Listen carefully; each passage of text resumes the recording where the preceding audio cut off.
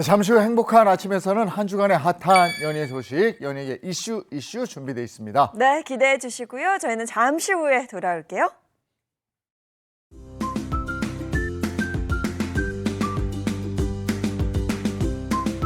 안녕하십니까. 행복한 아침 이재용입니다. 안녕하세요. 정예인입니다. 오늘은 2월 26일 수요일이고요. 저희는 연예계 이슈 준비해놨는데 요즘에 TV 프로그램 중에 중년의 사랑을 다룬 중년 연애 프로그램들이 인기라고 합니다. 이런 프로그램들이 왜 인기인지 저희가 한번 살펴보도록 하겠습니다. 네, 그리고 일명 인간 복사기라고 불리는 대세 희극인이죠. 이수지 씨가 이번에 또 하나의 레전드 패러디 영상을 내놨다고 합니다. 대체 누구와 또 얼마나 똑같길래 이렇게 반응이 뜨거운 건지 잠시 후에 자세히 짚어보도록 하겠습니다. 자, 수요일 행복한 아침 본격적으로 시작할게요.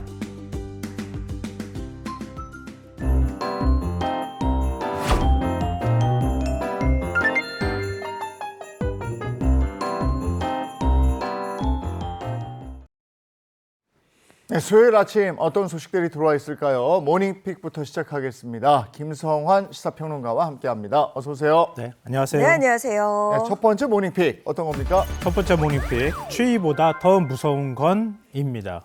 전 뭔지 알겠어요. 관리비 고지서 안에 그 난방비 항목이 장난 아니었어요. 근데 전 못 맞추실 줄 알았어요. 아니, 저도 요즘 하도 받아봤기 놀랄 때문에. 일이 많아가지고요.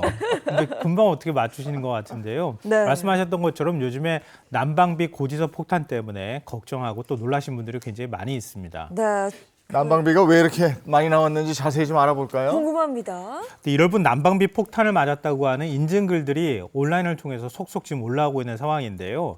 뭐 예를 들어 회원수 300만 명인 한 온라인 커뮤니티에 올라온 글을 보면은요. 한 회원이 27평에 사는데 관리비가 51만 원 나왔다. 이런 글을 올렸다고 합니다. 그러니까 그 뒤에 댓글들이 줄줄이 달렸는데요. 나는 48평에 사는데 70만 원 나왔다. 기절하는 줄 알았다. 또 나는 25평에 사는데 40만 원이 나왔다. 이런 인증글들이 올라오고 있다는 겁니다. 네, 그야말로 난방비 폭탄을 맞은 가구들이 속출하고 있는데 1월 난방비가 왜 이렇게 많이 나온 겁니까? 일단 추웠잖아요. 그렇죠. 1월 추위가 굉장했거든요. 그러니까 자연스럽게 난방기를 돌릴 수밖에 없는 이런 상황이 됐다고 하는 거죠. 그러니까 난방비 사용 요금이 많을 수밖에 없는 날씨의 요인이 있었다 이렇게 볼 수 있고요. 여기에 더해서 난방비가 과거보다 많이 올랐다고 하는 점이 있습니다. 그러니까 주택용 난방 사용 요금이 지난해 7월 9.8%, 한 10%가량 올랐거든요. 그러니까 가을까지는 온수를 주로 사용하니까 난방비가 뭐 이렇게 많이 나온다는 걸 체감을 잘 못하다가 갑자기 날이 추워지니까 사람들이 계속 보일러를 돌릴 수밖에 없고 그러다 보니까 난방비 폭탄으로 다시 되돌아오고 있는 이런 상황이 발생한 겁니다. 네, 뭐 오늘은 날이 좀 풀린다고는 하지만 뭐 2월에도 한파가 계속되고 있거든요. 정말 걱정스러운 게 2월 분은 어떨까? 아우, 걱정입니다. 예, 저도 좀 걱정이 되는데요. 많은 분들이 걱정하실 거예요. 근데 지금부터라도 조금씩 좀 전략하고 아껴 쓰는 습관을 좀 들으시면 어떨까 싶은데요. 한국에너지공단에서 소개한 내용을 좀 전해드릴게요. 좀 관심 있게 들어주셨으면 좋겠는데요. 첫째, 실내 온도 1도 낮추기입니다. 이거는 가족들끼리 많이 싸우죠. 1도 높이려고 하는 사람도 있고 1도 낮추려고 하는 사람도 있는데요. 가급적이면은 난방비 좀 아끼기 위해서 1도를 낮추자 이렇게 가족들끼리 합의하시면 어떨까 싶은데요. 이렇게 1도를 낮추면 난방비 그리고 에너지 소비량을 한 7%가량을 낮출 수 있다고 합니다. 그럼 이렇게 되면은 한 몇천 원 정도는 아끼는 그런 효과가 나타날 수 있겠죠. 둘째, 샤워 시간 5분 줄이기입니다. 이거는 저도 좀 확실히 실천해 봐야 되겠다는 생각이 드는데요. 저도 샤워 꼭지 이렇게 틀어놓고 난 다음에 거품 막 이렇게 묻히고 그러잖아요. 네. 그러면은 샤워 꼭지 일단 잠그고 난 다음에 샤워를 하시면은 수도요금도 절약할 수가 있죠. 그리고 난방비도 절약할 수가 있는 거예요. 그러니까 그런 일석이조 효과가 있으니까요. 한번 실천해 보시면 어떨까 싶고요. 샤워 시간을 5분만 일단 줄인다 하더라도 난방비를 한 달에 6,800원가량을 줄일 수 있다고 합니다. 또 셋째, 안 쓰는 난방 밸브 잠그기입니다. 이게 보통 보일러하고 같이 연결되어 있는 그 부분에요. 난방기를 이렇게 잠글 수 있는 잠금 밸브가 있어요. 각 방이나 거실이나 뭐 주방이나 이렇게 들어가는 보일러관이 들어가는 걸 잠그는 거거든요. 또 옷방이라든가 실제로 사람이 침실로 쓰지 않는 방들이 있거든요. 그런 방들은 겨울에 밸브를 잠가 놓으시면은 아무래도 그 방을 불필요하게 난방을 할 필요가 없잖아요. 그렇게 하면 난방비를 줄일 수 있다 이런 건데요. 이렇게 하면 한 달 사용량을 4.4%, 한 4,100원가량을 절약할 수 있다고 합니다. 그리고 네 번째, 저는 이게 가장 중요할 것 같긴 한데요. 노후 보일러를 고효율 보일러로 교체하는 겁니다. 그러니까 처음 교체하는 비용은 굉장히 부담스러울 수는 있는데요. 몇 년 정도 생각한다고 하면 요즘 보일러 잘 나오거든요. 네. 그런 경우에는 난방비를 크게 절감하실 수가 있습니다. 이렇게 한다면 대략 한 달에 사용량을 한 10%, 사용 요금을 한 9,900원가량 절약할 수 있다고 합니다. 근데 폭탄에 비해서 너무 좀 작은 거 아닌가 이런 생각이 들긴 하는데요. 네. 이렇게 조금씩 실천해 옮기시다 보면 나중에 가면 아마 이것보다 훨씬 더 체감할 수 있을 만큼 난방비를 줄이실 수 있을 거라고 생각합니다. 네, 뭐 겨울 추위도 견디기 힘든데 난방비까지 부담이 된다면 정말 속상하죠. 앞서 말씀드린 이런 네 가지 작은 변화로도 난방비를 아낄 수 있다고 하니까요. 작은 실천부터 오늘부터 해봤으면 좋겠습니다. 자, 다음 모닝픽 전해주시죠. 두 번째 모닝픽, 올해 첫 금리 인하입니다.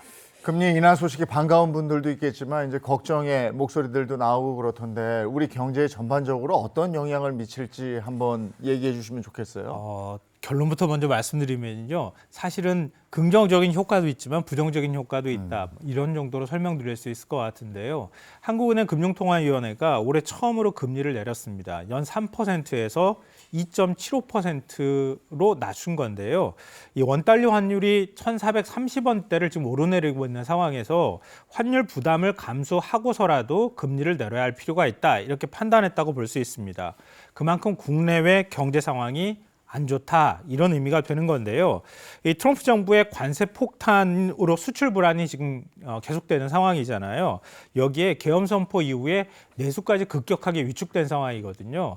그래서 한국은행이 올해 경제 성장률 전망치를 1.9%에서 1.5%로 한꺼번에 0.4%포인트를 낮출 정도의 상황입니다. 이 결론적으로 한국은행의 시장에 돈이 돌게 해서 최소한 내수라도 좀 살려보자 이런 다급한 마음이 여기에 투영돼 있다 이렇게 이해하시면 될 것 같습니다. 네, 근데 그러면 이제 부동산 시장에서도 변화가 좀 있지 않을까 싶은데 어떨까요? 통상 금리를 내리면은 아무래도 대출 이자 부담이 줄기 때문에 부동산 시장에 긍정적인 신호라고 해석이 될 수 있거든요. 그런데 이것도 역시 전반적으로는 아니다 이렇게밖에 말씀을 못 드릴 것 같은데요. 이 강남권 이외의 지역은 매수세가 활발하지 못할 거라고 전문가들이 지금 전망하고 있습니다. 이 금리 외에 소비가 살아나야 직거래가 늘어날 수밖에 없잖아요. 네. 그렇게 거래량이 활발해져야 그 다음에 사람들이 아무래도 집값도 올라가고 이런 걸 기대할 수가 있는데요. 현재 거래량도 살아날 기미가 별로 안 보이는 상황이고 또 집값도 좀 올라갈 것 같아 보이지는 않습니다.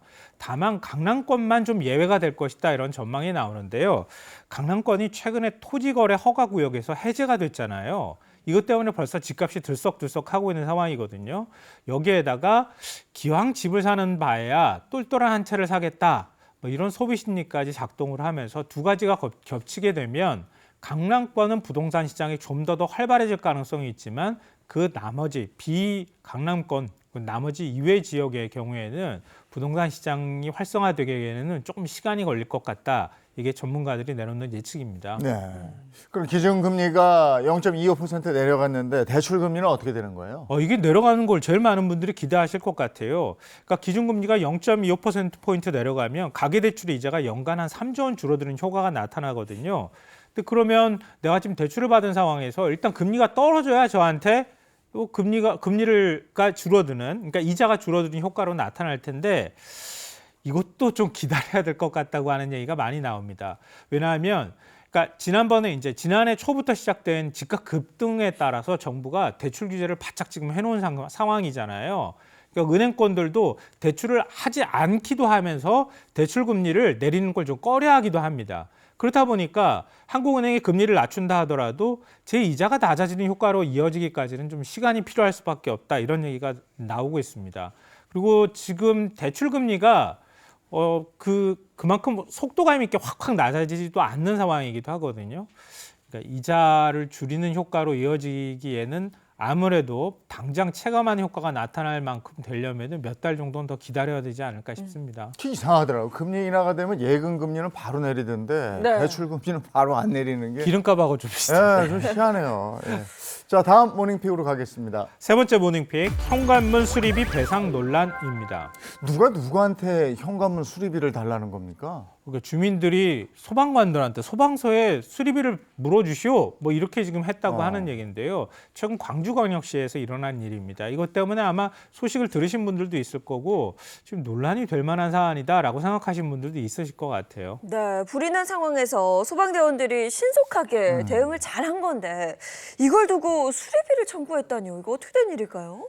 사정을 좀 설명하면 이렇습니다. 지난 11일 광주의 4층짜리 빌라 2층에서 불이 났거든요. 이 출동한 소방관들이 인명구조를 위해서 어쩔 수 없이 6세대 현관문을 또 현관문 도어록을 부술 수밖에 없었다고 합니다. 그러니까 현관문은 잠겨 있는데 안에서 사람이 생물이나 이런 어떤 반응들이 있어야 되잖아요.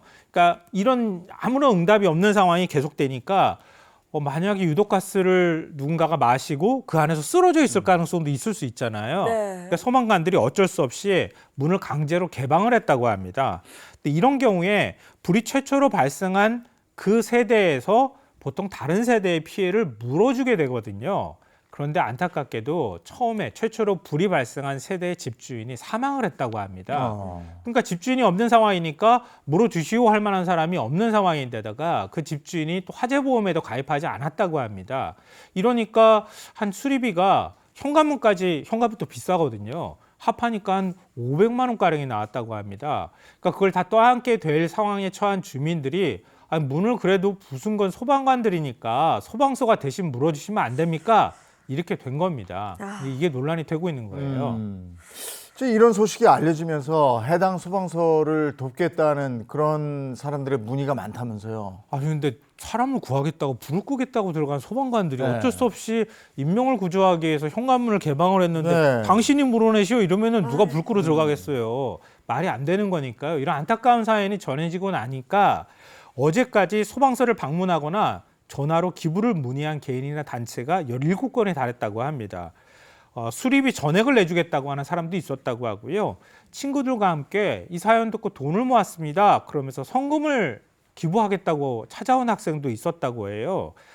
그리고 또 다른 차원의 문제지만 소방관들 정말 고생하시는구나 이런 걸 공감하신 분들이 많아진 겁니다. 그래서 한 기업은 소방관들을 위해서 우리가 영양제를 기부하고 싶습니다. 이런 문의까지 했었다고 합니다. 네. 그런데 광주시 소방본부에서는 예산으로 처리하기로 했으니까 마음만 받겠습니다 라면서 정중히 거절을 했다고 합니다. 네, 이런 일이 반복되지 않으려면 제도 개선이 좀 돼야 될 것 같은데요. 네, 저도 그렇게 생각하는데요. 왜냐하면 소방관 당국도 이런 일에 대비해서 보험을 들어둔다고 합니다. 이 책임보험사에 현관문 수리비 청구가 지금 우리한테 들어왔는데 이거 보험 처리해주면 안 됩니까? 이렇게 얘기를 했다는 거예요. 근데 보험사에서 내놓은 답변이 뭐냐면 소방관의 실수나 위법 행위에 따른 재산 피해만 보상이 가능합니다. 이런 경우엔 그런 거에 해당되지 않잖아요. 그래서 보험금을 줄 수 없다고 대답했다고 하는 겁니다. 그러면 이런 일에 대비해서 그럼 예산을 만들어 두면 되는 거 아닙니까? 이렇게 또 얘기할 수 있거든요. 근데 광주 소방본부의 손실 보상 예산이 1년에 1,000만 원이랍니다.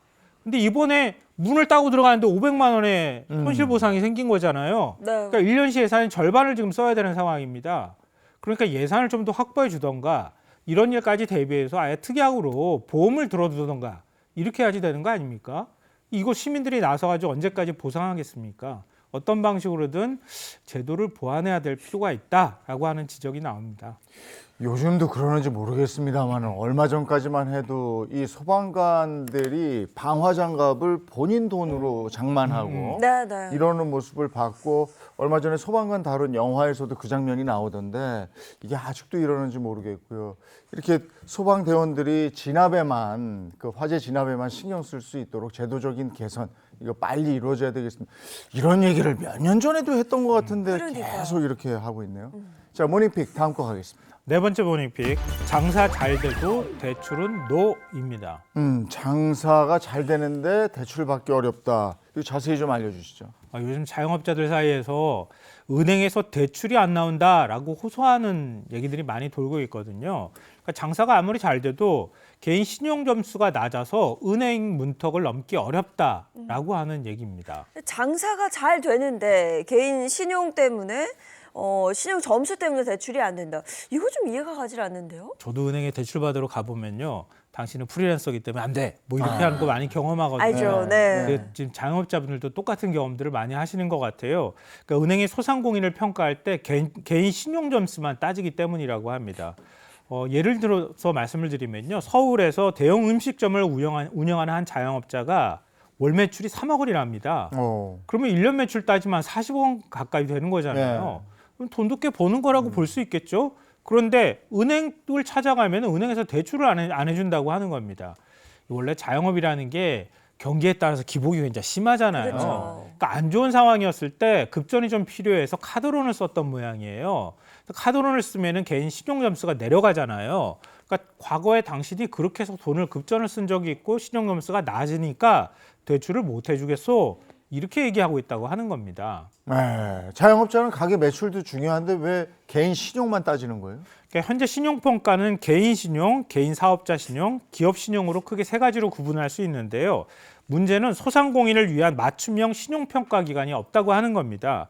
그렇다 보니까 은행은 어쩔 수 없이 개인 신용 점수를 기준으로 대출 심사를 하게 되고 그러다 보니 이런 불합리한 사례가 생길 수밖에 없다고 하는 겁니다. 네, 그렇다면 이런 문제를 해결하기 위해서 어떤 변화가 필요할까요? 제가 답을 사실은 방금 전에 드린 거나 마찬가지인데요. 전문가들은 소상공인 맞춤형 신용평가 시스템이 필요하다 이렇게 지적하고 있습니다. 개인 신용만 볼 게 아니라 다른 부분들도 대출하는데 일종의 점수로 반영을 해야 된다고 하는 겁니다. 실제로 한 신용평가에서 회사에서 개인 신용 점수하고 사업장 정보를 함께 활용해서 평가를 해보니까요. 소상공인 대출 승인 대상이 약 6% 늘어나는 효과로 이어졌다고 합니다. 그러니까 이런 시스템이 도입된다면 물론 장사가 굉장히 안 되시는 분들도 사실은 지금 대출을 해줄 필요가 있는 상황이잖아요. 경기가 워낙 안 좋은 상황이기 때문에 장사가 잘 되는데도 대출을 못 받는 진짜 완전히 불합리한 상황들은 이런 방식으로 평가 시스템을 바꾸게 되면은 개선할 수 있다고 하는 얘기입니다. 이거는 금융당국이 조금만 신경 쓰면 될 것 같거든요. 얼마든지 한번 좀 관심을 많이 가지면은 사회적으로 얼마든지 해결할 수 있는 문제인데 그냥 그대로 은행권에만 책임을 떠넘겨 두는 거는 정부 당국이 너무 역할을 제대로 안 하는 거 아닌가 이런 생각도 좀 듭니다. 시스템이 현실을 반영하지 못하면 네. 시스템을 바꾸려는 노력을 해주고 실제로 바꾸고 해야 되는데 그거 좀 아쉽네요. 자, 오늘 여기까지 해야 되겠습니다. 모닝픽 김성환 시사평론가와 함께했습니다. 고맙습니다. 네. 고맙습니다.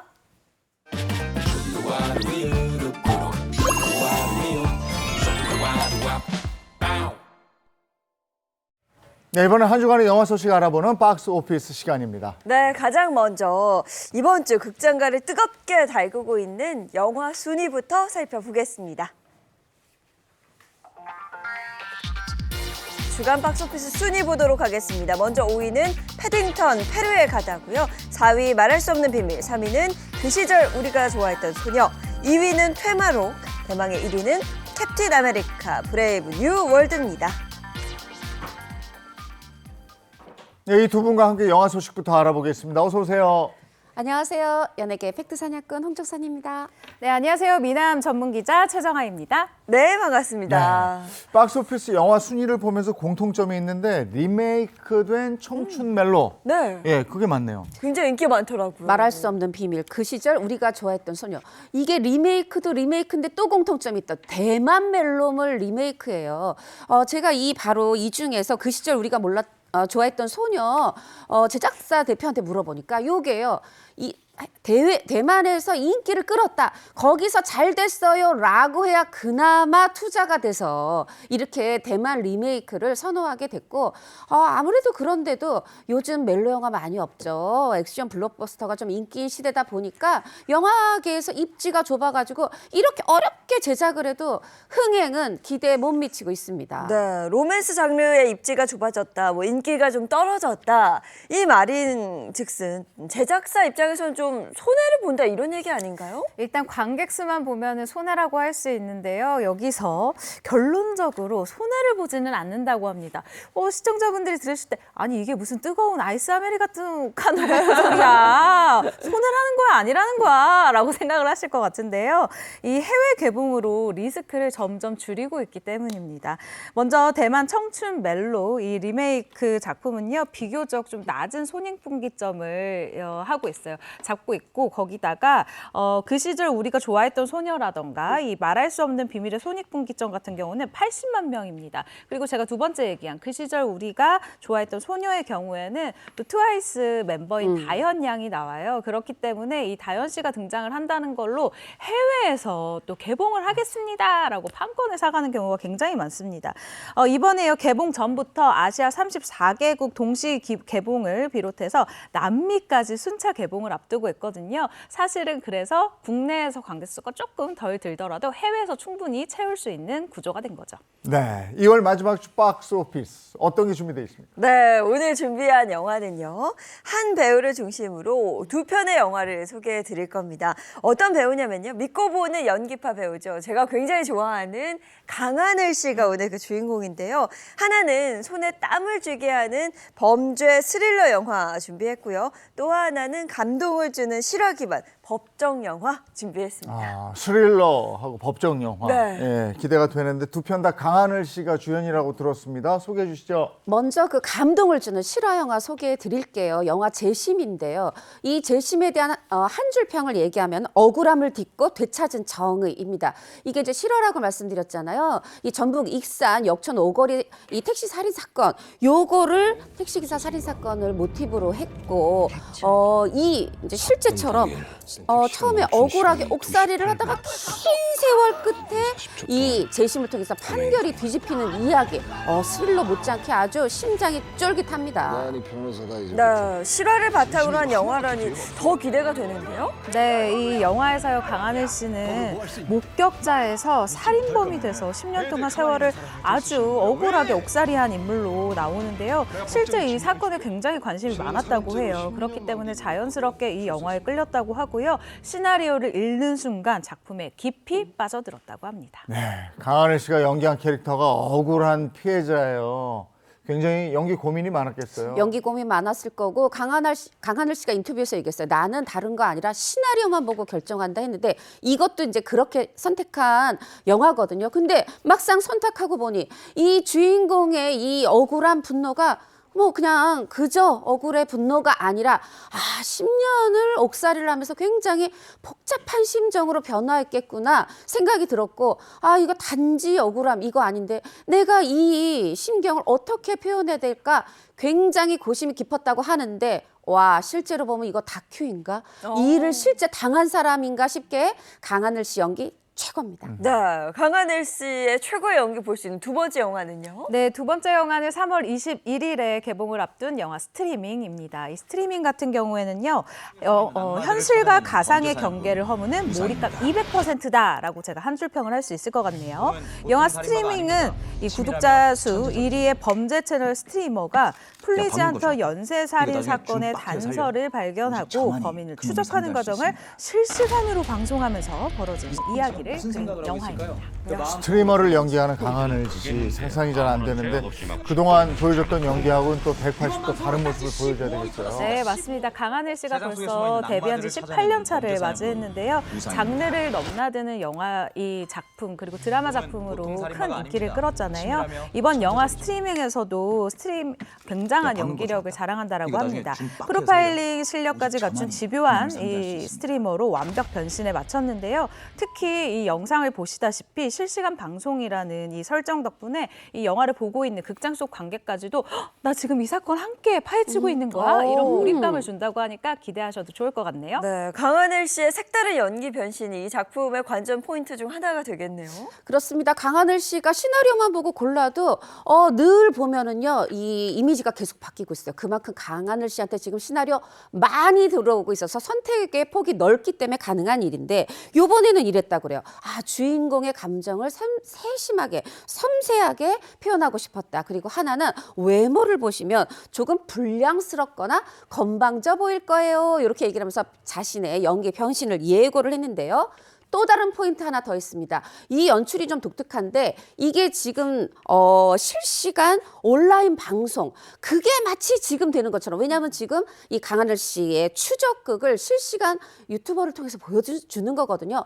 그 느낌 그대로 연출을 해서 굉장히 독특한 또 하나의 포인트다 이렇게 얘기되고 있습니다. 네, 다가오는 3월 그리고 4월에도 강하늘 씨 작품을 볼 수가 있다고요? 네, 맞습니다. 스트리밍에 이어서 다음 4월에 개봉하는 영화는 바로 야당이라는 영화입니다. 우리가 생각하는 야당 아니고요. 4월 23일에 개봉이 확정이 됐는데요.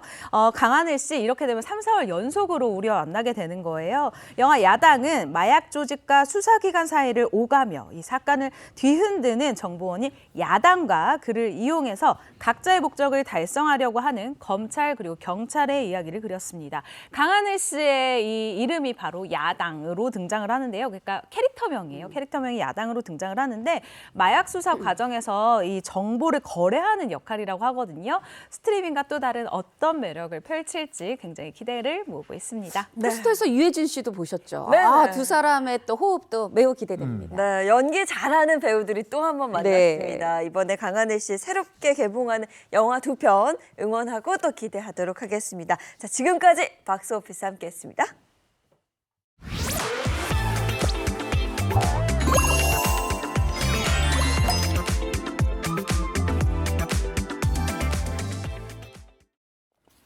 행복한 아침 함께하고 계신 지금 시각이 7시 56분 됐습니다. 막. 네.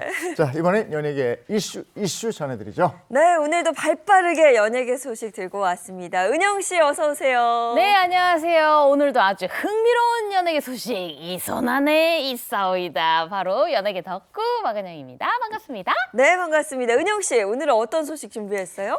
여러분들 혹시 준비됐나요? 준비됐어요. 아주 너무 감사합니다. 이게 뭐 특별히 무슨 준비를 해야 되는지 네, 빨리 전해주시죠. 네, 맞습니다. 어떤 준비냐? 바로 아주 깜짝 놀랄 준비인데요. 오늘 연예계 아주 깜짝 놀랄 핫 이슈들로만 준비를 해봤습니다. 요거는요, 아주 단순한 가십이 아니라 이 이슈들이 어떻게 흘러가고 있는지, 거기에다가 대중들은 이걸 어떻게 생각하고 있는지 그런 연예계 이슈 한번 준비를 해봤습니다. 네, 맞아요. 요즘 연예계 소식을 좀 살펴보면요. 그냥 연예 뉴스로 끝나는 게 아니라 우리 생활과 맞닿아 있는 경우가 굉장히 많거든요.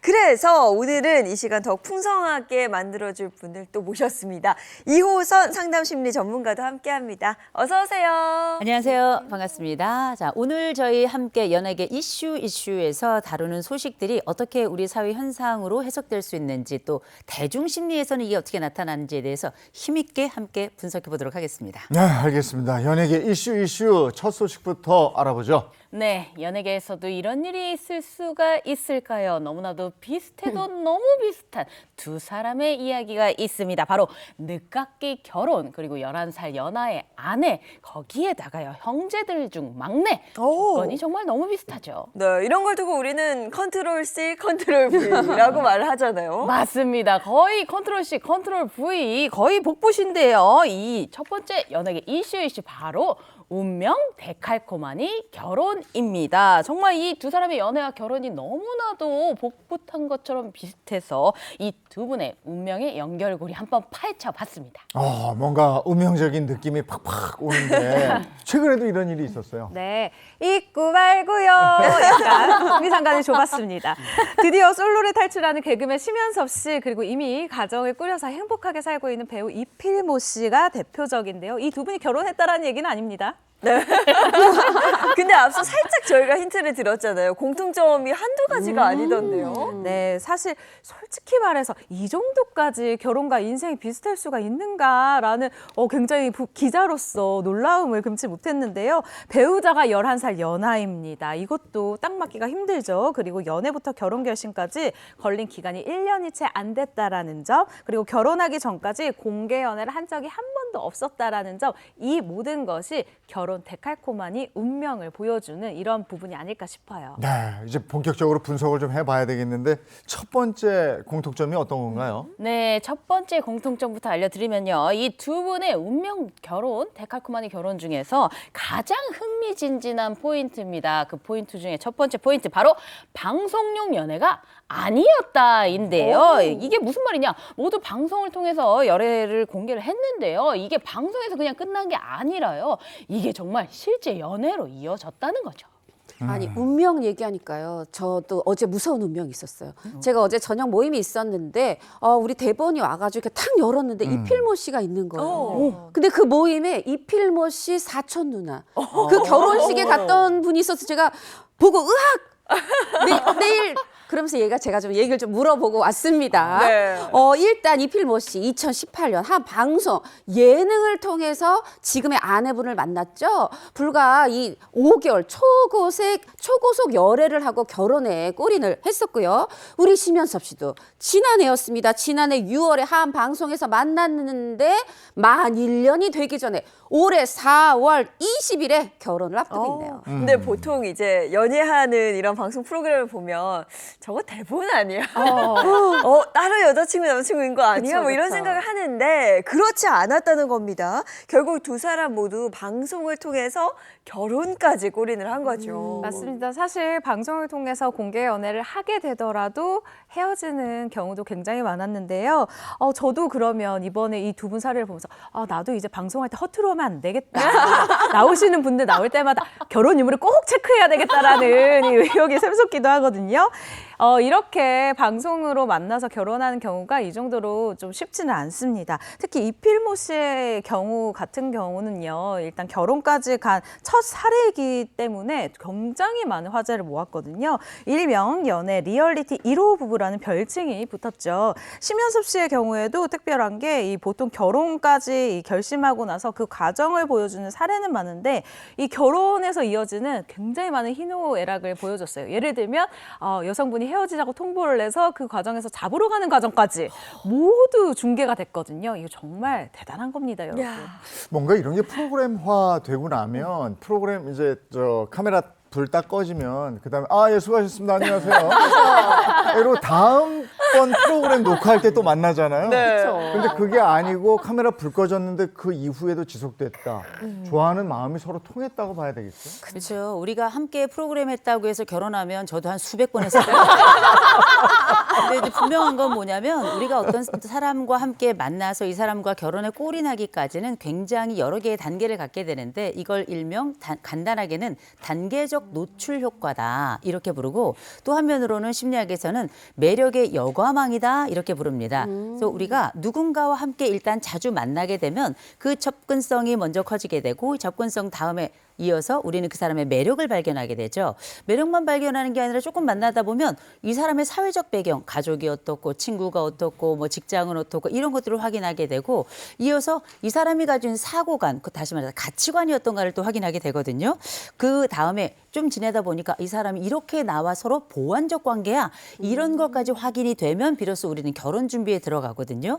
프로그램으로 시작했을지 모르겠지만 아마 이 두 커플은 모두가 다 서로 간의 이런 여과의 망을 다 통과해서 상대가 안전하고 이 사람하고는 행복하게 살겠다 싶은 충분한 확신의 과정이 아마 있었을 거라고 봅니다. 네, 서로를 알아본 거죠.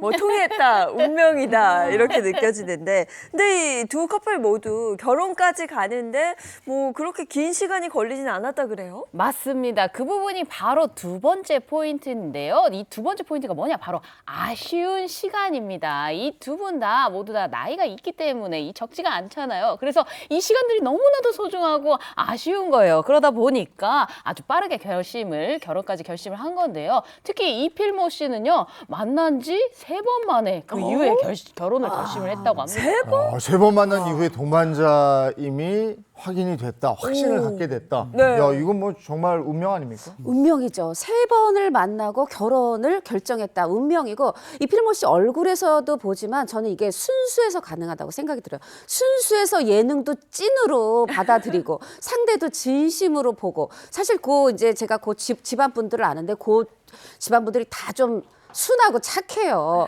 이 사실 이필모 씨가요. 그때 이 예능을 할 때가 나이가 44살이었거든요. 그런데 그때까지 사실 결혼할 생각을 별로 하지 않아서 온 집안이 걱정하고 있었대요. 왜 이렇게 멀쩡히 생가지고 결혼할 생각을 안 해 했는데 그 예능을 딱 보고 이제 운명을 만난 거죠. 그때 이필모 씨가 이렇게 얘기를 했습니다. 적지 않은 나이인데 만나보니까 웬만한 건 다 맞는데 데이트만 하고 있다? 아, 시간이 아깝더라. 결혼 결정하기까지가 어려운 거지. 막상 결정하니까 바로 진행되더라. 그리고 결혼 준비하면서 많이들 싸운다고 하는데 우리 싸우지도 않았다. 이렇게 결혼을 향한 상대를 향한 직진 사랑을 고백한 적이 있죠. 네, 심연섭 씨 역시 첫 만남에서부터 이 여자 놓치면 안 되겠구나 운명을 느꼈다라고 하는데요.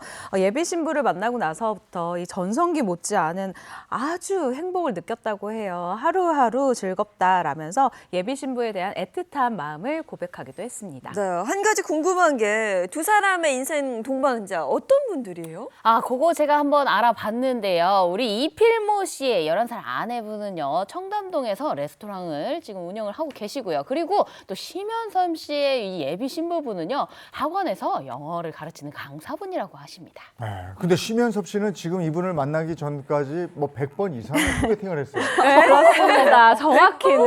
정확히는 소개팅을 103번째 하고 나서 지금의 배필을 만나게 됐다라고 할 수 있는데요. 아니, 소개팅을 어떻게 100번을 했다는 거야? 이거 개그맨이니까 조금 재밌게 얘기한 거 아니야? 라고 궁금하게 생각하시는 시청자분들 있으실 것 같아서 준비했습니다. 심연섭 씨가 직접 이야기합니다. 함께 보시죠.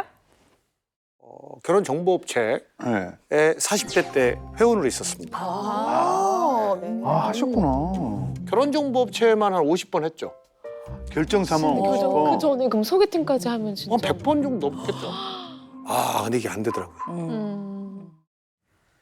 야, 100번이면 정말 간절했던 거예요. 그런 간절한 기다림 끝에 지금 예비 신부를 만나게 됐는데 예비 신부의 모습을 보면서 돌아가신 어머니가 좀 떠올랐다고 합니다. 네, 그게 이유인 즉슨 너무나도 비슷한 점이 많았다고 하는데요. 그게 비슷한 게 보통 비슷한 게 아니고요. 심연섭 씨 이야기로는 도대체 넌 정체가 무엇이냐, 누구냐 년 이렇게 얘기를 할 정도로 아주 굉장히 비슷한 부분이 많다고 합니다.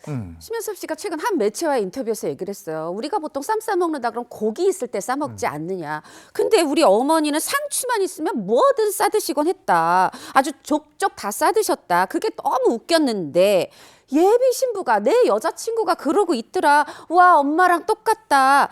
요 부분에서 이 돌아가신 어머니 생각이 나면서 더 운명을 느꼈던 것 같고요. 똑같은 게 하나 더 있더라고요. 어머님이 이렇게 좀 위로해주고 이럴 때 등을 아유 우리 현섭이 이러고 등을 두드려 주셨는데 이 예비 신부분도 이 여자친구도 등을 두드려 준대요. 이게 엄마의 손으로 느껴진 거지. 오랜 기다림 끝에 만난 나의 반쪽에게 어머니의 모습이 보인다.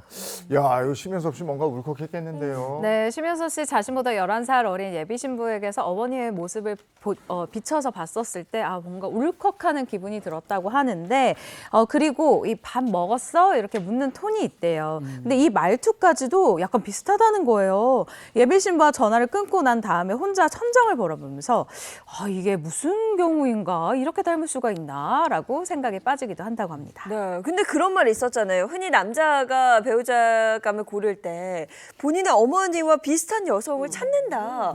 이런 얘기 전 들어봤거든요. 그렇죠. 그걸 우리가 심리학에서는 이마고라고 부릅니다. 이 이마고라는 게 뭐냐면 내가 어렸을 때 가지고 있던 이 가족 혹은 한 대상에 대한 이미지가 이렇게 잘 구축이 돼 있다가 나중에 내가 결혼할 때 배우자에게 그 모습이 나타나면 그 배우자를 선택하게 된다는 이런 이론이 바로 이마고 이론이라고 하는 건데 단순히 그냥 이미지만 닮았다 그런 것이 아니라 이 사람과 함께 내가 옛날에 좋았던 그 내 가정의 생활을 다시 한번 구현하고 싶어 이런 느낌을 강하게 받을 때 우리가 이걸 또 귀향증후군이라고 부르거든요. 이런 이마고가 구축된 가운데 귀향증후군이 크게 작용하게 되면 우리는 결혼이 속도감 있게 빨라지게 되는 건데 저도 그렇게 결혼했네요. 그리고 두 사람 모두 아내와 11살 차이가 난다고 들었는데 여기서 주목해야 될 세 번째 포인트가 있다고요? 맞습니다. 여기서 주목해야 할 세 번째 포인트 바로 나이 어린 손이처남인데요. 지금 이제 연나이로 55세가 되는 심현섭 씨 이번에 새신랑이 되는데 그 11살의 어린 신부를 맞이하다 보니까 이 신부의 오빠가 본인보다 나이가 더 어린 그런 손이처남을 맞이하게 되는 거죠. 근데 뭐 요즘은 이런 호칭 별로 신경 안 쓴다고는 하지만 뭐든 처음이 중요합니다. 처음에 좀 잘 짚고 넘어가야 나중에 애매할 수 있는 상황이 발생하지 않는 거거든요. 맞아요. 이 심현섭 씨 손이처남은 이제 심현섭 씨보다 6살이 어리다 그래요. 그러니까 아내보다 이제 5살 많은 오빠인데 그래도 우리 심현섭 씨 나이는 나이고 이 또 관계는 관계지 딱 생각한 거예요. 정통대로 형님 이라고 부르기로 했다고 하고요. 그럼 이 나이 어린 손이처남은 우리 이제 심현섭 씨를 사실은 제부라고 해야 되는데 거기까지는 좀 그랬나 봐요. 그래서 스타 아닙니까? 스타. 그래서 센스 있게 심스타 이렇게 부르고 있다고 하네요. 심스타. 이건 평범한 호칭은 아닌 것 같은데 이렇게 부르는 이유가 있을까요? 사실 심현섭 씨의 손이처남이 속으로 굉장히 고민이 많았었던 것 같아요. 이 호칭에 대해서. 왜냐면 이렇게 얘기를 하는데요. 호칭 그게 참 애매하다. 내 지인들한테 물어봤더니 이 호칭은 원래 서방이다라고 얘기를 해줬는데 아직 결혼 안 한 사이니까 서방, 심서방 이렇게 부르기가 굉장히 애매하다는 거예요. 그래서 우리 집에 스타가 들어왔다. 그렇게 개인적인 팬심을 더해서 심스타라고 부르기로 확정을 했다고 합니다. 네, 근데 이렇게 가족들이 센스가 넘치면 보나마나 앞으로 더 잘 사시겠네요. 결혼 진심으로 축하드립니다. 자, 이어서 두 번째 연애 소식 소개해 주시죠. 네, 두 번째 연애 소식 소개해드리기 이전에 두 분은 혹시 연애 프로그램 이런 거 혹시 잘 보시나요? 저는 굉장히 좋아합니다. 가끔 진짜 봐요. 솔직하게, 굉장히 따라가기 좋아하고. 힘들더라고요. 네. 맞습니다. 사실 연애 프로그램 저도 너무나도 즐겨 보는데 여기에서 또 흥미로운 점이 또 하나가 있습니다. 뭔지 아시겠나요? 흥미로운 점? 흥미로운 점이 뭐가 있죠? 방금 전에도 우리가 또 중년의 그런 연애들 결혼을 얘기했잖아요. 여기에서 포인트 바로 중년의 연애가 요즘 대세라는 건데요. 요즘 정말 중년의 연애 프로그램 보면은 정말 저거 대본 아니야? 너무 설레인다 이런 부분 많은데 바로 두 번째 연예계 이슈 꽃피는 중년 로맨스입니다. 이제는요 더 이상 연애 프로그램이 2030만의 이야기는 아닌 것 같습니다. 2030만의 이야기가 아니다. 중년의 로맨스다. 뭐 이렇게 해석하면 될 것 같은데요. 네, 맞습니다. 헤어진 연인들이 한 곳에 모이는 건 기본이고요. 심지어 무당, 역술인까지 출연을 하는 이런 연애 정보 프로그램도 굉장히 많다고 합니다. 네, 다양합니다. 이런 연애 프로그램의 홍수 속에 중년 연애 프로그램이 관심을 끄는 건 뭔가 특별한 한방이 있어서일 것 같거든요. 네, 맞아요. 이 2030 젊은 세대들이 이 남녀의 사랑을 다룬 이런 연애 프로그램이 대부분이 사실 지금까지였잖아요. 요즘은요, 연애 프로그램에서 40대 애기입니다. 애기야. 40대는 애기야.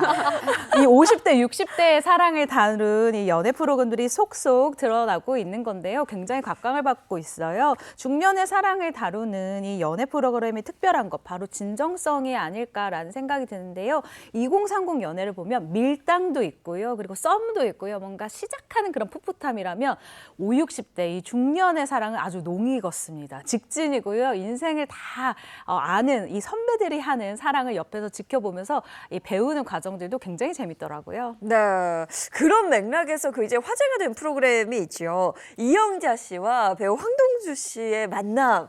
재밌게 보고 있습니다. 너무 재밌게 보고 있어요. 사실 이영자 씨 이런 오랜 연애 생활 동안 우리가 열애설 한번 겪어본 적이 없는데 50대 중반에 여자 연예인 나이 얘기하기 그렇지만 우리가 지금 중년의 연애를 얘기하니까 50대 중반에 이영자 씨가 그것도 연애 예능에 나왔어. 이것만으로 화제가 되고 있죠. 맞습니다. 거기에다가 지금 말씀하신 것처럼 이영자 씨 하면 열애설도 한 번도 없었고 열애설 하면 굉장히 거리가 먼 분으로 우리가 알고 있었는데 그런데 여기에 나온 이 황동주 씨가 또 이영자 씨를 너무나도 오랜 시간 짝사랑해온 분이잖아요. 이건 정말 이거 방송용 컨셉이 아닌 게 이게 너무너무 설레인 것 같아요. 그러니까 이것도 찐 연애로 보이는데 황동주 씨 사실 굉장히 잘생겼지. 연기도 잘하지. 정말 이미지 좋은 우리 배우인데 세상에 오랫동안 이영자 씨를 진짜로 짝사랑해 왔다는 거예요.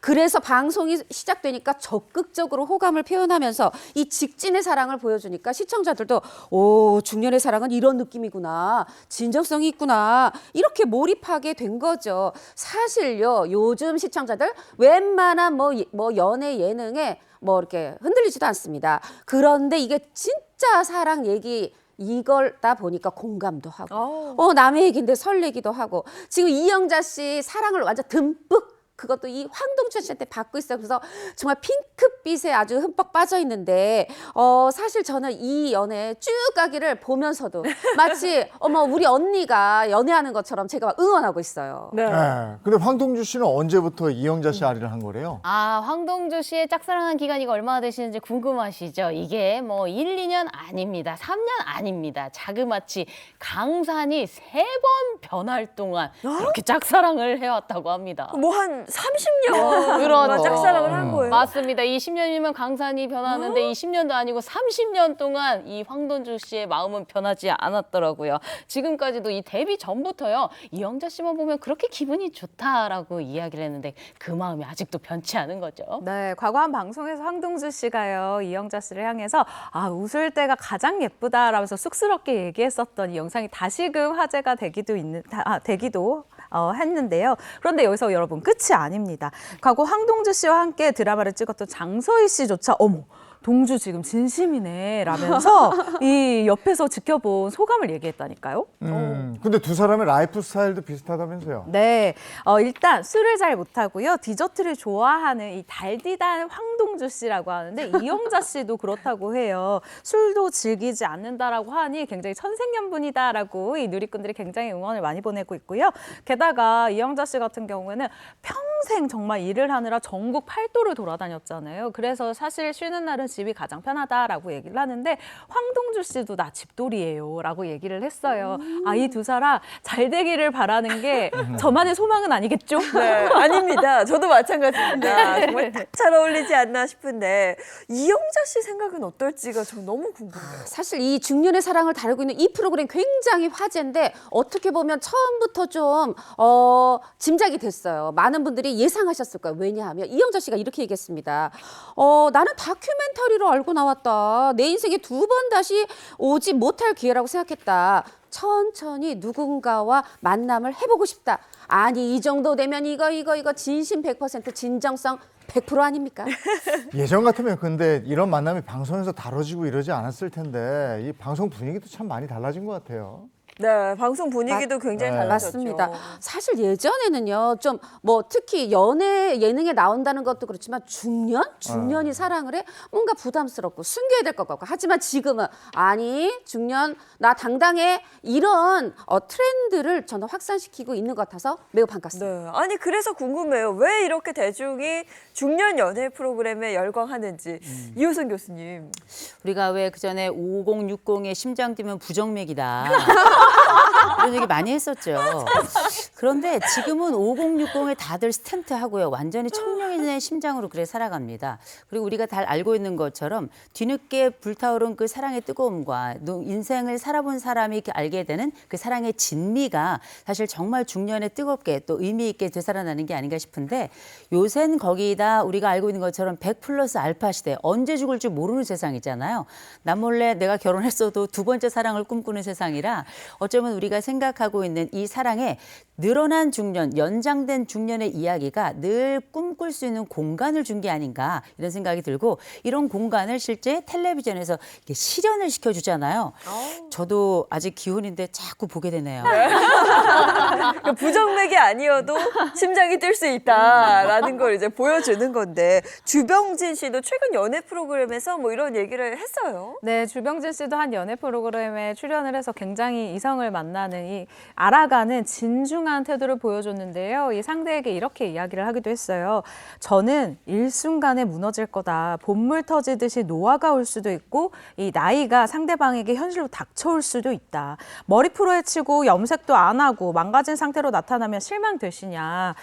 그것까지 사랑해 주실 수 있냐라고 조심스럽게 물어보는 모습이 인상적이었습니다. 맞습니다. 또 정말 이게 5060 아니더라도 아직도 저 중년 분들의 연애를 보면 나도 이렇게 심장이 뛰는구나. 젊은 친구들만 하는 그런 연애 보면은 사실 청춘이다 그럴 수 있는데 그걸 보니까 왠지 나도 할 수 있겠구나 이런 기대심에 또 보는 것 같아요. 네, 여기까지 하고 이제 세 번째 연예 소식으로 가겠습니다. 네, 세 번째 연애 소식 만나보기 이전에 여러분들 다음 연애 소식도 궁금하시죠? 영상으로 먼저 만나보시죠.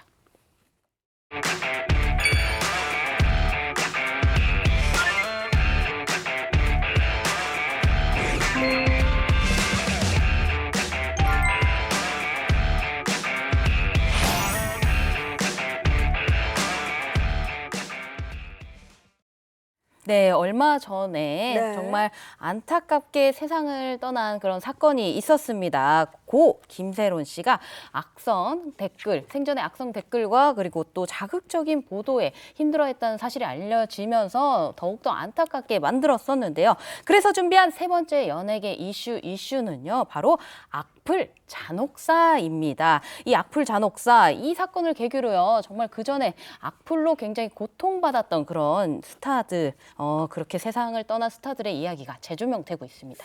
뭐 고인의 사건뿐이 아니고 악플로 고통받는 연예인들 얘기는 참 많이 들었거든요. 잊을 수 없는 날짜입니다. 2008년 10월 2일 최진실 씨가 스스로 생을 마감했어요. 올해 사망 17주기 이렇게 시간이 또 훌쩍 갔는데요. 최진실 씨도 사실 이제 2008년에 사망하기 전에 이런 호소를 했었어요. 당시 이제 절친인 친구의 남편이 이제 그분도 연예인이었죠. 배우였는데 극단적인 잘못된 그런 시도를 했습니다. 그때 이제 사체 루머라는 게 돌았어요. 그때 뭐라고 그랬냐면 최진실 씨가 아니 세상 사람들에게 섭섭하다. 사체 루머 나하고 전혀 상관이 없는데 왜 나한테 이러냐. 이걸 여러 번 호소했지만 이 어떤 근거 없는 루머는 계속 돌고 또 악플 막 달렸었거든요. 그 1년 전에도 윤희 씨가 그때 이제 처음으로 댓글 살인, 사회적 살인 이런 표현이 등장했었고 또 최진실 씨 이후에 가수 설리 씨라든가 구하라 씨도 SNS 살인이다 이런 어떤 표제를 낳을 만큼 악플에 시달리다가 우리 곁을 떠나는 그런 안타까운 일이 지금 김세론 씨까지 반복되고 있습니다. 네, 연예인이라는 직업이 대중들에게 많은 사랑을 받기도 하지만 그만큼 악플에 가장 많이 노출된 직업이 아닐까 싶습니다. 네, 맞습니다. 특히 이 고 김세론 씨의 경우에는 음주운전 사건 이후로 악플이 굉장히 많이 쏟아졌어요. 경제적 어려움을 겪고 있다라는 보도가 나오자 여기에 대해서도 동정심 이거 유발 전략 아니냐, 복귀하려고 머리 쓰는 거 아니냐라는 식의 이 비난 이 이어지기도 했죠. 사실 제가 글쎄요 연예 전문 기자로서 활동을 하면서 이런 생각을 합니다. 연예인이 잘못했을 때는 비판할 수 있습니다. 하지만 그것이 이제 잘못에 대한 비판을 넘어서서 사생활에 대한 조롱이라던가 이어지는 이 증오로까지 간다면 이건 굉장히 큰 문제라고 생각이 들고요. 또 제가 이번 사건을 보면서 좀 안타까웠던 점이 악플러 분이라고 참 하기도 그래요. 악플러들이 자신이 쓰는 이 말의 이 무거움을 모르는 것 같아요. 한 예시로 한 악플러가 김세론 씨의 이 기사 밑에 댓글로 외모 평가를 하면서 보기 싫다라는 글을 썼는데 고인이 됐다라는 소식 이후에는 참 너무 연기 잘하는 아까운 이 한 목숨이 생명이 같네요라면서 추모를 하는 글을 보고 굉장히 많은 누리꾼들이 그걸 딱 캡처하고 소름 끼친다라는 반응을 보였거든요. 자신이 어떤 글을 쓰는지 그것 좀 명심을 꼭 했으면 좋겠습니다. 네, 이런 악플이 계속되고 그거를 본 연예인은 정신적으로 충격을 받고 심리적으로 굉장히 압박감 또는 이렇게 이게 침잠되는 느낌을 받지 않겠습니까? 정말 정신적으로 큰 타격을 받을 수밖에 없습니다. 사실 이제 처음에 누구 하나가 악플을 써요. 그러다가 이게 또 다른 사람도 쓰네 하다 보면은 몰리면서 집중이 되면서 마녀 사냥이 됩니다. 근데 또 이런 마녀 사냥 이게 하나의 어떤 현상이 되면 또 언론은 그걸 현상 보도라고 하면서 일부 언론이지만 또 그게 보도화가 돼요. 기사화가 돼요. 또 그러고 나면 사람들이 몰랐던 사람까지 그런 일이 있나 하면서 또 가서 그 한 사람에게 집중해 가서 악플을 다는 이게 반복되는데 사실요. 한 사람한테는 누구는 자갈을 잇고 누구는 돌을 던지고 누구를 바위를 던지는데 이 당하는 한 사람은 그 모든 거를 맡고 있는 거잖아요. 그 심리를 우리가 나도 내가 될 수 있다라는 생각으로 조금만 생각해 주시면 좋겠습니다. 그리고 요즘은 굉장히 자극적인 너튜브 콘텐츠들이 굉장히 많습니다. 이런 콘텐츠들이 악플 문제를 더 부추기는 게 아니냐 이런 시선도 있거든요. 아니 그러니까요. 뭐 물론 매출로 이어지지만 조회수에 목을 맨 이 유튜버들이 그것도 일부지만 자극적 소재를 그냥 그거면 되는 거예요. 왜? 조회수가 오를 거니까. 전혀 사실 확인하지 않고 그냥 일방적으로 그냥 폭로를 해버리는 겁니다. 이런데 이러고 나면 한 사람이 궁지에 몰리죠. 근데 또 여기서 일부 언론도 저도 기자지만 책임감을 느낍니다. 일부 언론이 아니 그런 유튜버가 있었다고요. 유튜브 내용이 있어요 라면서 그걸 또 근거로 삼아서 이게 사실 확인 없이 또 기사를 쓰는 거예요. 이런 일이 반복되다 보면 사실 연예인들 심리적 타격 받을 수밖에 없고 죽어야 끝난다 이런 말 너무 무섭죠. 그리고 죽어도 끝나지 않는다 더 화가 나고요. 정말 우리 모두가 다 같이 조금 자제해야 될 것 같습니다. 이게 굉장히 문제인 게 너튜브들이 무슨 앞다퉈서 경쟁하듯이 맞아요. 누가 이런 문제를 끄집어내면 또 뭘 폭로하고 막 이게 막 확산되는 것 같아요. 네, 맞습니다. 이 연예인들에 대한 일방적 폭로 영상은 물론이고요. 가짜 뉴스까지 정말 뒤범벅이 된 이 인터넷 세계인데요. 연예인들은 이 가짜 뉴스 때문에 극심한 이 고통을 호소하는 상황입니다. 게다가 이런 행위를 하고도 사실 처벌이 굉장히 낮거나 처벌하기도 어려운 현실이기 때문에 이 부분이 가장 답답한 것 같아요. 이런 악플이 당사자들에게는 어떤 영향을 미치겠습니까? 일단 저는 이런 말씀 드리고 싶습니다. 연예인들이 제가 볼 땐 무대에 서는 사람이라고 생각하지만 제가 볼 땐 바늘 끝에 선 자들이라고 생각해요. 이 사람들이 가지고 있는 삶의 자리라는 게 굉장히 민감하고 또 특별히 이목이라는 것이 이 사람들의 삶에 굉장히 중요한 역할을 미치는데 이들에게 왜 우리는 더 심하고 강력하고 또 굉장히 엄격한 잣대를 들이대는지 한 번쯤 좀 살펴봐야 될 것 같습니다. 이들이 육각형 인간도 아니고요.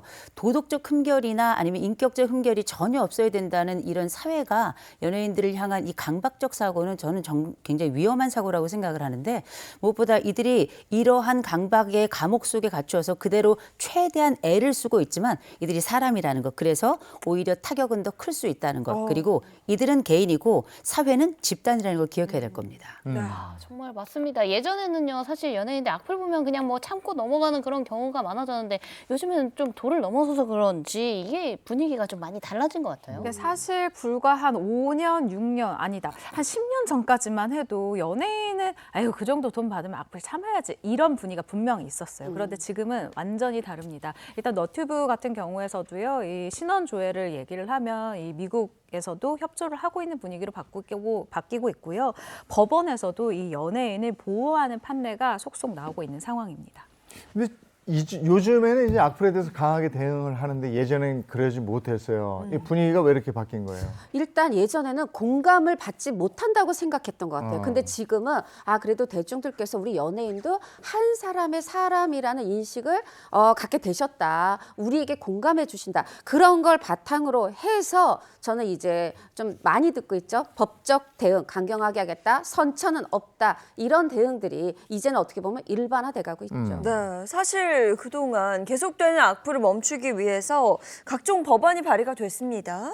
근데 지금까지 제대로 시행된 적은 또 없었던 것 같아요. 네, 정확합니다. 20대 국회에서요, 일명 설립법을 이 법안이 나오기는 했는데 이 내용을 한번 살펴보면 인터넷 준실명제라던가 악플 방지 법안 그리고 혐오 표현 삭제, 온라인 모욕죄 신설 등 여러 가지 법안이 나왔어요. 하지만 말씀 주신 것처럼 본 회의를 통과하지 못하고 20대 국회 임기 만료와 함께 폐기가 됐거든요. 21대 국회에서도 사실 이 같은 법안이 나왔지만 아직 계속 통과되지 못하고 있는 상황입니다.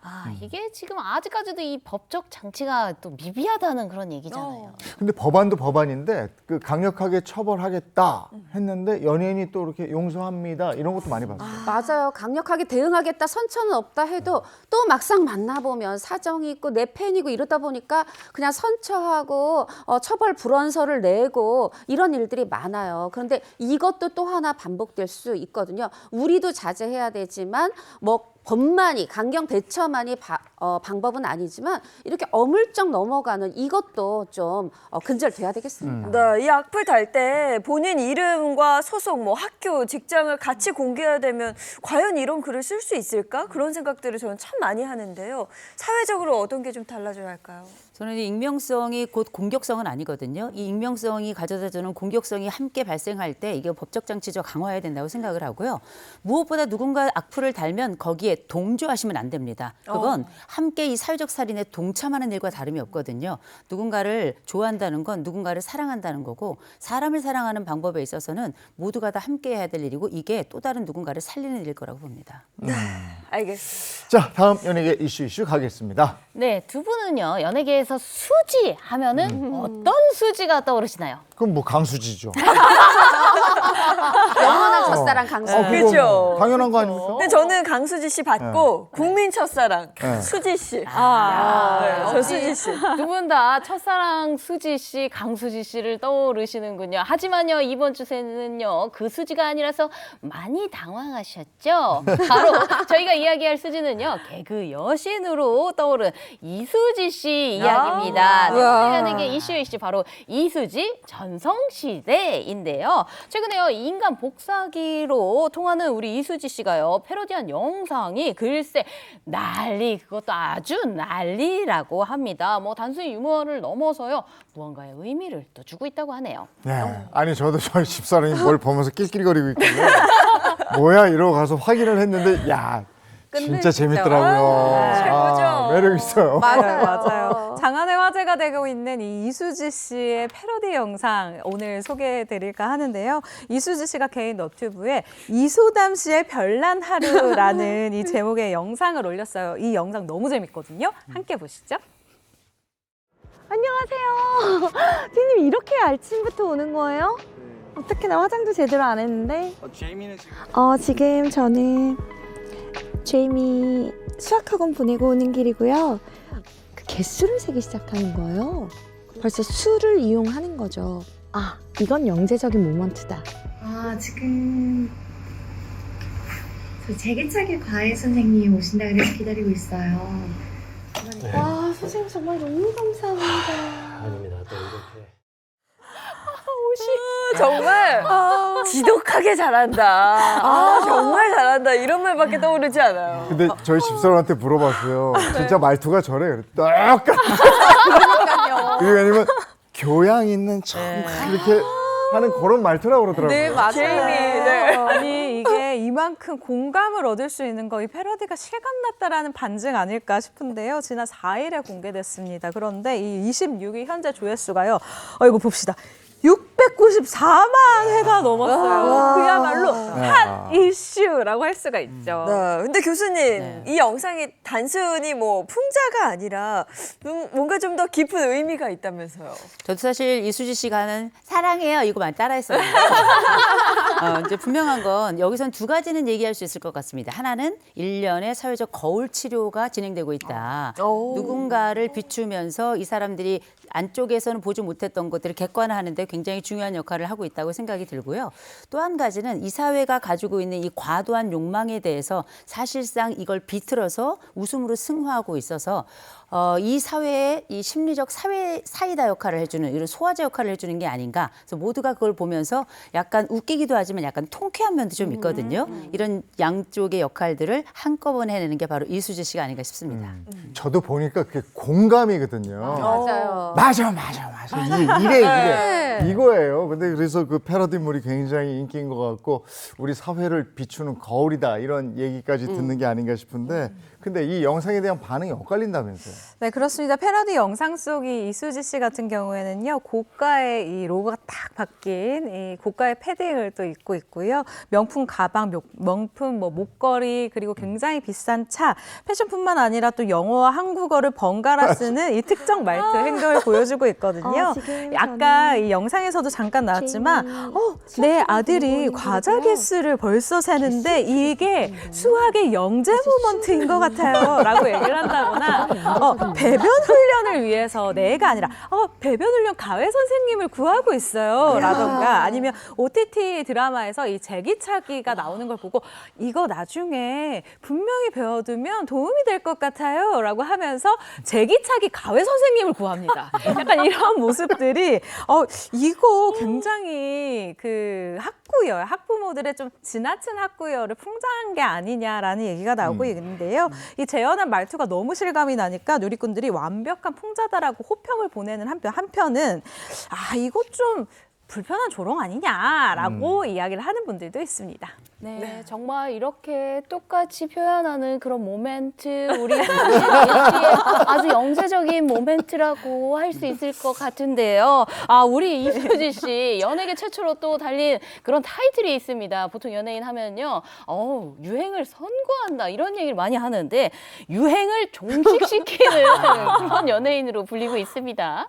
맞습니다. 종식시킨 그 유행, 그 입고 있는 명품 패딩 관련 얘기인데요. 그게 저도 이제 새로운 이 표현을 들었는데 강남 엄마의 교복이라고 불린다고 해요. 그런데 이 수지 씨 영상이 이렇게 700만에 가까이 막 돌파하고 이러다 보니까 이걸 나 이제 창피해서 못 입겠네. 이러고 중고 거래 사이트에 그렇게 나오고 있고 그 매장 신상 파는 새 옷 파는 매장에서도 매출이 뚝뚝 떨어진다며 눈물을 흘리고 있다고 하는데 사실 저는 이 이수지 씨 전성기 너무 늦게 왔다는 생각이 들고요. 사실 이 코미디의 진짜는 풍자 골겜인데 물론 잘하는 개그맨들 많았지만 우리 은영 씨 비롯해서 저는 나이 든 입장에서는 예전 김병조 씨, 김영건 씨 이후에 오랜만에 이 사회적 풍자 제대로 하는 걸 보면서 아주 크게 웃고 있습니다. 야, 옷까지 이렇다는 게 정말 뭉클하네요.